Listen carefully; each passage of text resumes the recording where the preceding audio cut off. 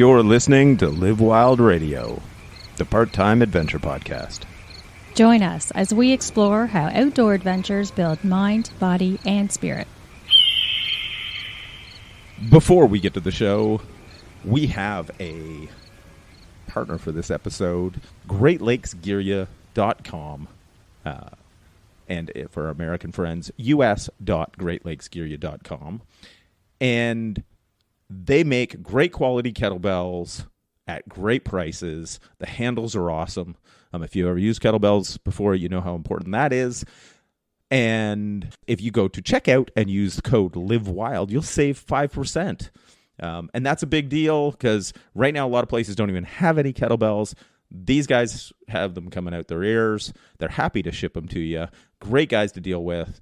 And in addition to the kettlebells, they've got all sorts of other fitness equipment, including barbells, dumbbells, weighted maces, all the fun stuff.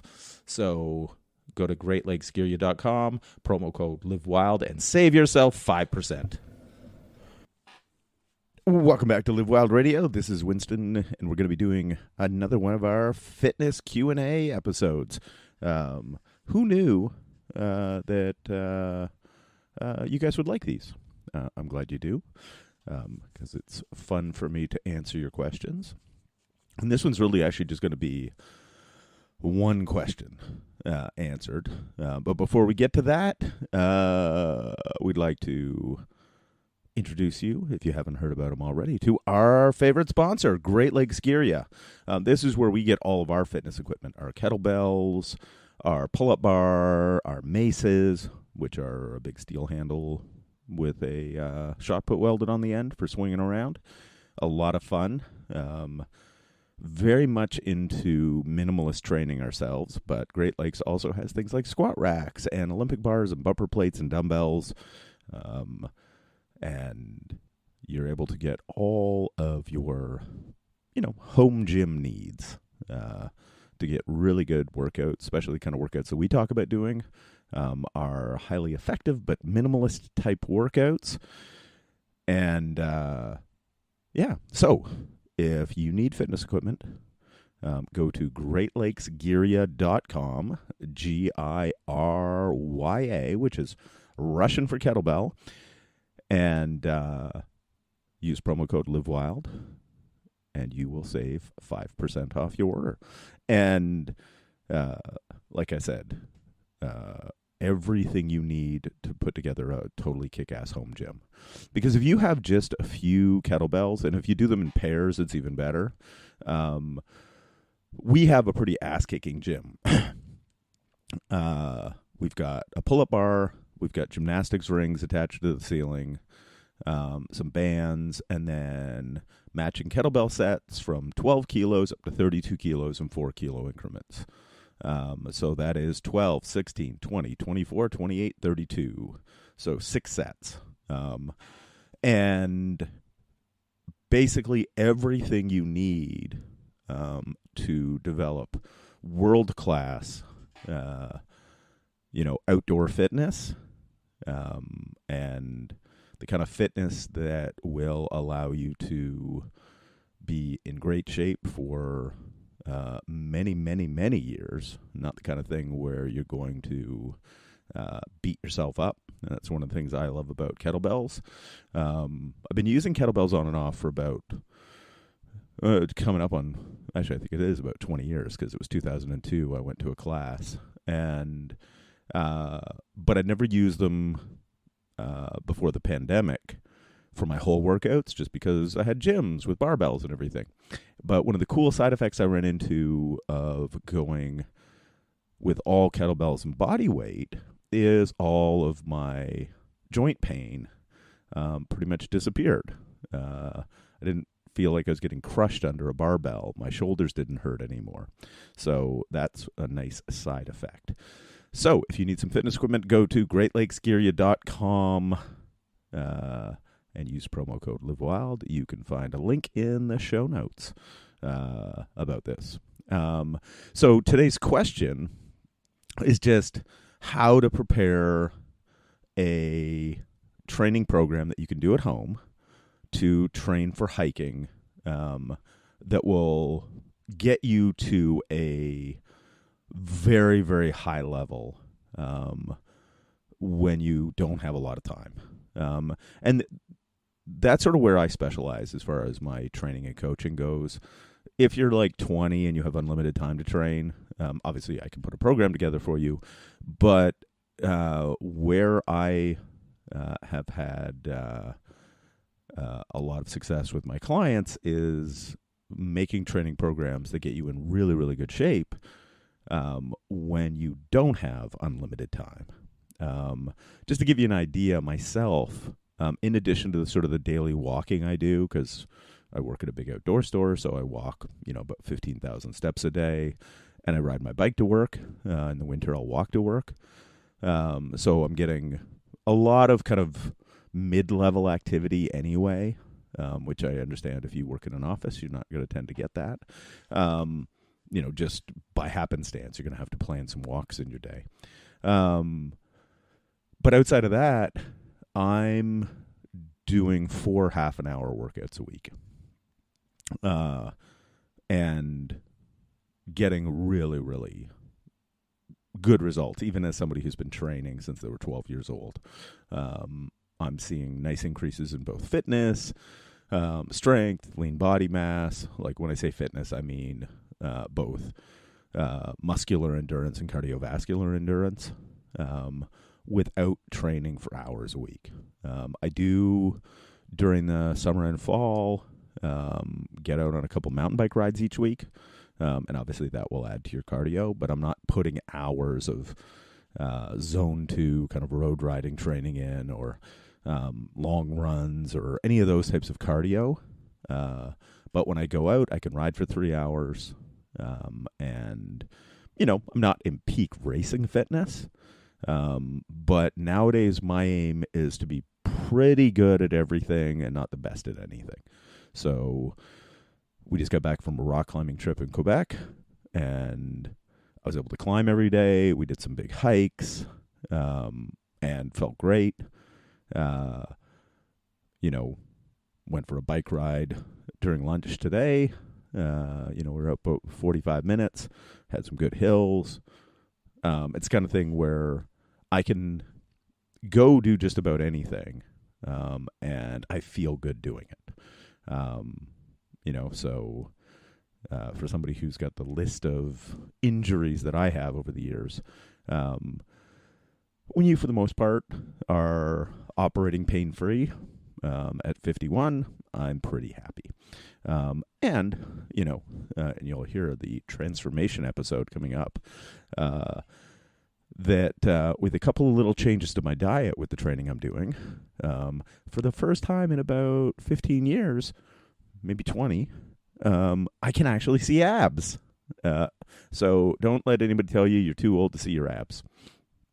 They're not like super Brad Pitt and Fight Club abs yet, but the fact is like, I can see some lines in the side, and then the top 2 rows, when I flex, I can actually see them. Now I'm so furry that I had to trim my chest and stomach hair down a little bit just to make sure it wasn't an optical illusion. But that's just a case where some of us are hairier than others. So, onto this question: how to prepare for like long distance backpacking hikes without unlimited time to train. And I've had some great luck with just a simple 3-day-a-week strength training program. And then the way that I structure it, you actually do get a fair amount of conditioning out of it because it's a density program. So the way, the general outline is you have 3 days a week, call it Monday, Wednesday, Friday, like in non-consecutive days. And you're going to do a full body workout, 3 different exercises each day. So there's an A program and a B program. So week 1, Monday you would do the A program, Wednesday you do the B program, and Friday, you do the A program again, and then the following week, it's reversed. It's BAB. So it's just, you just keep repeating, AB, AB, AB. And the workouts are half an hour long. And the goal, without making it a kind of metabolic conditioning, pool of sweat, gasping for air kind of workout, so that all of your reps are quality, you never hit failure. Each week or each workout, if you're able to, is try to get an extra couple of reps or an extra set, or you just auto-regulate. And so you'll have days, if you do this over like an 8-week program, you might have some A days where you increase for a couple days and then you have a day where you're just not feeling great. That's fine. It's not like a perfect linear progression that you tend to see. But the idea is over time, as you get a little stronger, you get a little fitter, you're able to do more work in the same amount of time. So the workouts never get longer. You essentially just rest less because you're getting stronger and fitter. I find this highly effective because you both build some strength, build some muscle, and if you're somebody who's over 30, that's really important because over 30, you lose anywhere from 3 to 8% of your muscle mass per decade. And so you can picture, if you're on the low end of it because you don't strength train, by the time you're 50, you've lost 16%. And, well, a lot of times, because it's like compound interest only negatively, that just keeps getting worse over time. So it's not a bodybuilding program, but anytime you are overloading the muscles with an adequate amount of volume of training, you will get some hypertrophy, some muscle growth. But it's not the kind of thing where if somebody wanted to be a bodybuilder, this isn't the way I would program it for you, right? We're outdoorsy athletes who want to be fit, feel good, and be able to do our activities, whether it's hiking or, mountain biking, rock climbing, whatever it is. So you have those 2 days or 2 workouts that you rotate through 3 times a week. So each workout, 1 week you do 2 of them and 1 of the other, and the other week's the opposite. Pretty straightforward. There's sort of, other than the density thing that if you've never done that before, the AB workouts are pretty commonplace. Programs like Starting Strength or other 5x5 programs use that formula quite often. And then 2 to 3 other days a week, and I give you the option of 2 to 3 because people's schedules, right, is the weighted ruck march plus, and I will get into the plus in a minute. So what ruck marches are is just put a backpack on and go for a walk. If you hike with poles, which I would recommend, use your poles when you go on your walks. Now, here's where the plus part comes in.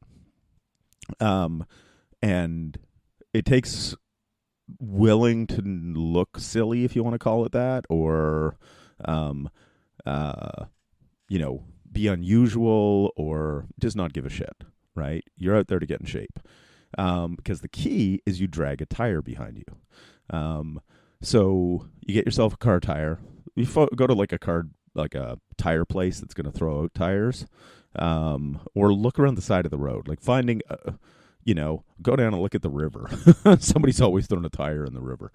What you want is a used car tire, no rim. Go to Home Depot and get yourself a eye bolt with some nuts and washers. Drill a hole through the tread part of the tire, put the bolt in. Now you have a thing that you can attach a pulling harness to. So far the tire, you'll get it for free. The hardware you need from Home Depot is going to be, a couple bucks maybe. And then where you're going to spend a little bit of money, but not a ton, is any place that sells ice fishing gear. Like here in Ontario, where I live, you go to a Sail store, Sail Outdoors. If you're in the States, Bass Pro or Cabela's, even local places. But you get a pulling harness for pulling a sled. And Other options, could be, some backpacks might allow you to attach it, because obviously if you have a backpack with a hip belt, if you've got like a pretty heavy framed backpack, you might be able to rig it up that way. But there can be different approaches to it. So the way that I do it is I've got a weighted vest that I wear when I'm walking, and then the pulling harness over top, and it's fairly comfortable. But if you're wearing like a backpacking backpack, oftentimes you can find a way with the hip belt or with the frame or something like that, some way to attach the rope from the pulling harness, from the tire to it. And you will just go walk, dragging that tire around your neighborhood. It's not hard. Okay, I shouldn't say that. It's not complicated. Literally, you just walk. But what's great with it is it mimics hill climbing. And so you do a half-hour walk 3 times a week, 2 or 3 times a week. I told you got a little bit of leeway there. But the key to it is the first 5 minutes, you want to drag the tire backwards, walking backwards. And that will really strengthen your knees. Anybody with knee issues, dragging a tire or a sled backwards, and because there's so much drag of the tire on asphalt or sidewalk, you don't need a really heavy tire to do this. Basically because there's so much friction, it just ends up being sort of the drag that never ends. And so it's really, really effective. And what you're going to do, like I said, first 5 minutes, you're going to drag it walking backwards. Conveniently, I live in a townhouse complex, so I can just drag it right in front of the house. And then I just basically clip it onto the harness, and out I go. And we've got like some park trails across the street and sidewalks. Because you're not going to walk fast dragging a tire and carrying a pack, you run into the thing where you don't have to go for a long distance, to get your 25 minutes of forward dragging, because you end up having to lean forward into the harness and really push. This is where wearing hiking shoes can help, because grip can sometimes, if you're going to go uphill a bit, grip can be a little bit of an issue. And the great part is, even going downhill, it doesn't slide. So you're still having to drag the tire downhill, even if your route has some ups and downs to it. So if you're doing it on sidewalk, grass, pavement, park trails, if they've got like those, nice little walking trails. If it's paved, obviously there's some grip there. If it's on crushed stone, same idea. This obviously only works for people. If you live in an apartment building, there can be a problem of where to store your tire, but, basically you hide it in the bushes or something. Or if you got one of them storage units down in the basement. I know people have that in apartment buildings. Or you get some weighted carries. You just sort of keep it up on its side, stuck behind the couch or something like that. And let's say you live in the kind of place where you got to go upstairs. Well, now you get some extra workout to carry that tire up the stairs. So that ends up being, just a bonus workout. And so this approach, it's dumb simple. But just like the auto-regulated strength training, and I'll lay out the actual like workouts that I recommend.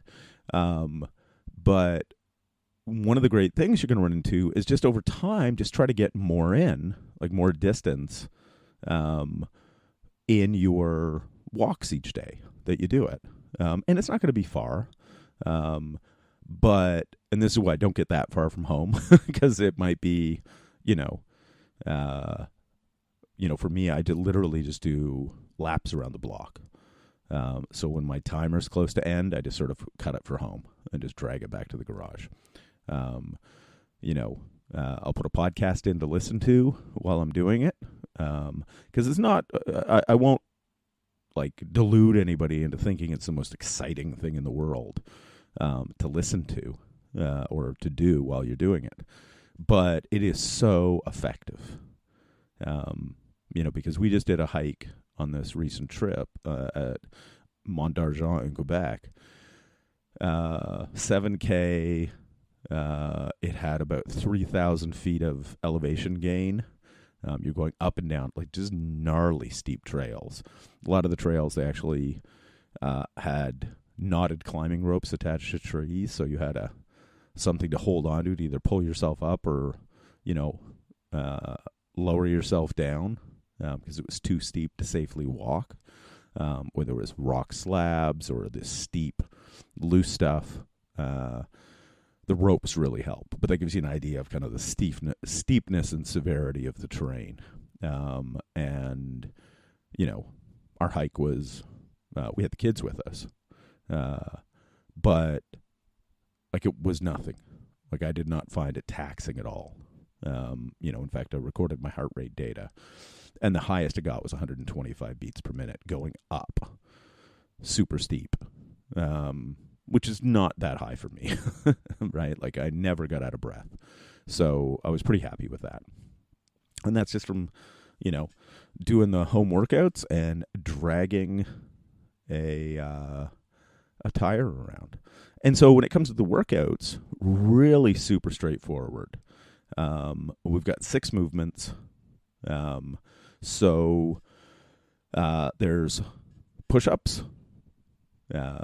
And what I want you to do with each of these movements is figure out how many reps you can do max. If, say, with push-ups you can do more than 25, then I'd do them with a weighted vest on. Because we want to use a resistance level that you can do 10 to 15 reps. And that after that, you start to hit technical failure. And what that means is that you might get a rep done, but it's ugly. You're all contorted and twisting and grinding to get that last rep or two out.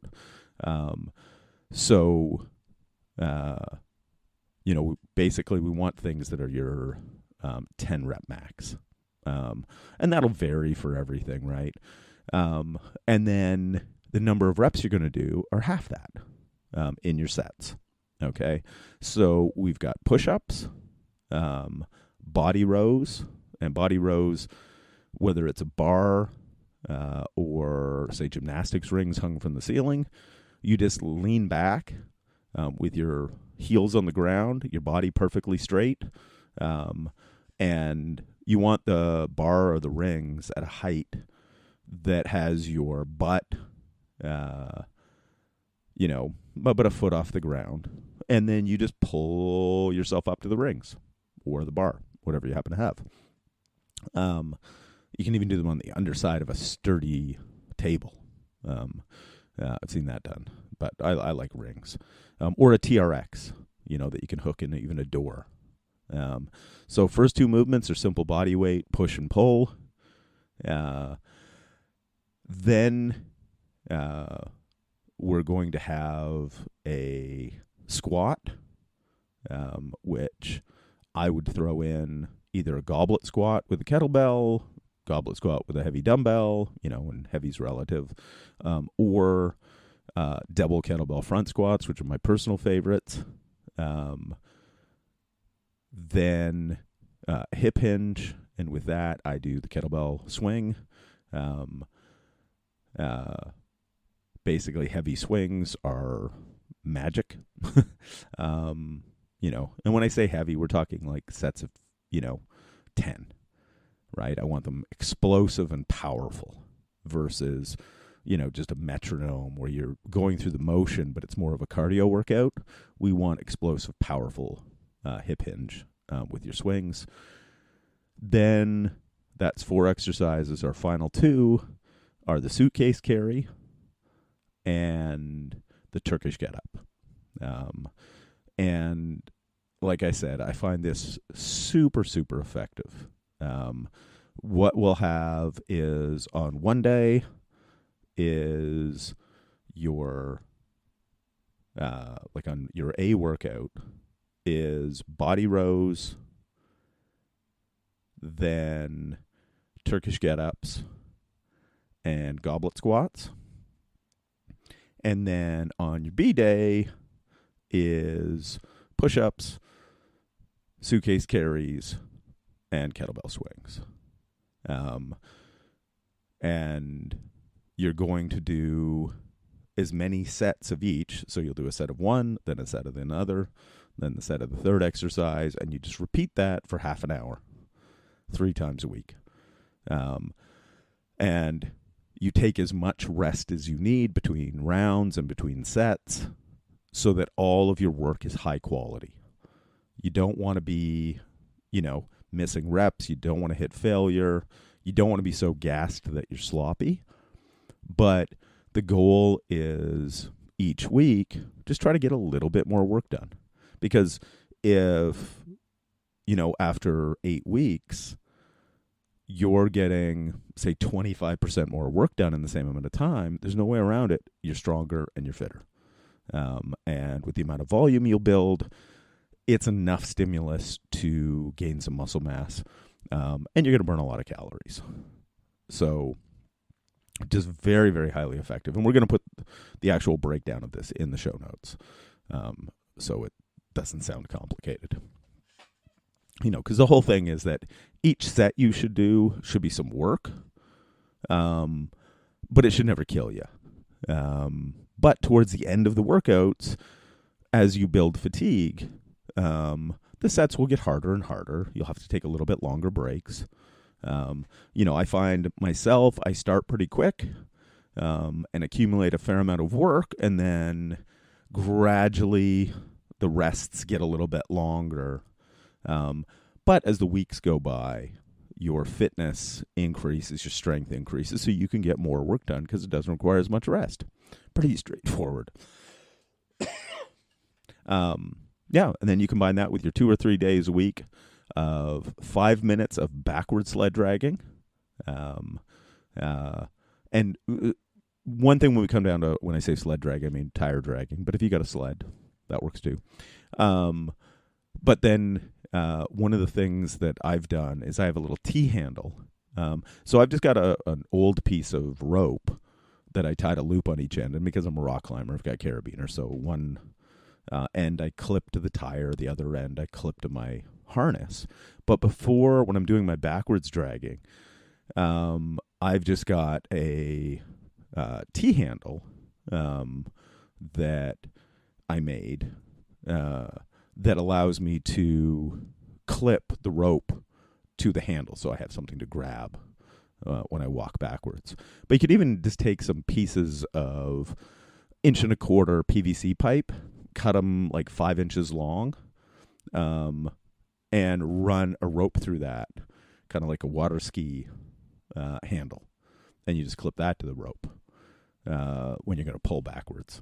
Because that backwards pulling, you will thank me when it comes to downhill hiking. That sustained work you get from backwards dragging really does amazing things as far as strengthening your knees goes. I used to do backwards uphill walking, or jogging, sprinting, whatever, on a grass hill. But what I find, not everybody's got the right hill for it. It does require a certain amount of coordination. But backwards dragging, really straightforward. And because you're not going as quick, you're less likely to stumble. You're just walking backwards, pulling a tire. So really, really effective program. And, when you work it out, if you do a 5-minute warm-up beforehand, you're going to run into the thing of basically a 35-minute workout 5 days a week. So it's like still under 3 hours a week, right? And it's one of those things where I know life gets in the way. And so while the structure that I talked about is sort of the optimal, even if all you can get in a given week, right? Don't beat yourself up. Like, do what you can. If you only get 1 A workout, 1 B workout, and 1 tire drag a week, you'll still make progress. It just won't be quite as quick, right? When you can get the work in over time, consistently, you will find you make better progress. But I've had times where, because schedules, right, get in the way, you basically end up, the plan was 6 and you only got 3, right? And it's easy to beat yourself up over that. But as long as you're consistent over time, you will still make progress, right? So it's just get your work in. I've had days too where, because I'm really pushed for time, I end up having to abbreviate my workout to 15 minutes, So I ran into that the other day. And all I did was just alternate sets of kettlebell swings and push-ups for 15 minutes. Because that's I just had time commitments that just didn't work. Luckily, I do train at home, so it was a case of just cramming it in. I did some hanging, some band pull-aparts, and some goblet squats to warm up, and then set a timer, and boom, I probably warmed up for 2 minutes, and just went at it. My first couple of sets of swings weren't as snappy, right? I was just sort of, doing the idea of even using the first couple sets as a bit of a warm-up, and then just got as much work in 15 minutes as I could do. It's the same thing as a bad day of eating. You fall off the wagon a little bit, like if you had a fat loss goal. So that's going to mean not having Kentucky Fried Chicken or, McDonald's or donuts or, there's no way around it. At a certain point, we have to be responsible adults and, basically take ownership of our own decisions. But if you have a bad day, well, maybe you just had a bad meal and then you're back on track for dinner. Maybe you had a bad day. Well, then you're back on track tomorrow. It's what you do over a 2-week, 2-month, 2-year period, right? The consistency over time. No one workout is going to make you, and no one workout is going to break you, right? So even if it means you juggle your week around, I've even done the thing where, because I've got one busy day and my next day I'm off, I'll put a strength workout in the morning and do my sled dragging in the afternoon, or my tire dragging, right? So, you can get creative. Take the kids out. We've even done the thing where, just for fun, the kids thought it was hilarious to sit on the tire, like Catherine's children. Thought it was hilarious to sit on the tire. Or I've done loaded carries where I pick up both of them and just start walking around with them, when we're out and about, horsing around. It gives you a little bit of extra, loading, and fits in some activity in environments that might not have been conducive to it, if that makes any sense. Especially loaded activity, if you're out for a hike. If it's an easy trail, sometimes I'll do the thing of piggyback a kid around. Well, now all of a sudden it's an extra loaded hike. And I get a little bit more training benefit out of it. And then with the kids, I'll do things just for their fitness. We were at the beach on our last trip, and we did sprints in the sand. And so it's a way that you can fit that little bit of extra conditioning work in, while still making things fun. So hopefully what I explained made sense. Like I said, we're going to stick it in the show notes, so you'll be able to download it, copy it, print it out, so it makes sense. And if anything I said, you want clarification, just go to our website, livewildradio.com. Bottom of the homepage, you can send us questions, notes, the whole 9 yards. Or you can find Live Wild Radio on Instagram, and feel free to DM us. We're happy to answer questions there as well. So I hope that's been helpful for you.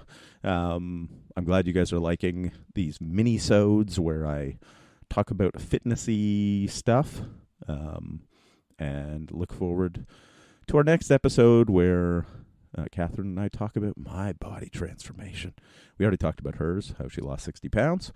I have not lost that much, but I lost enough that I went from just a, relatively fit dad bod to the startings of whatever we describe somebody with abs and bigger shoulders, because I do a lot of kettlebell pressing as well.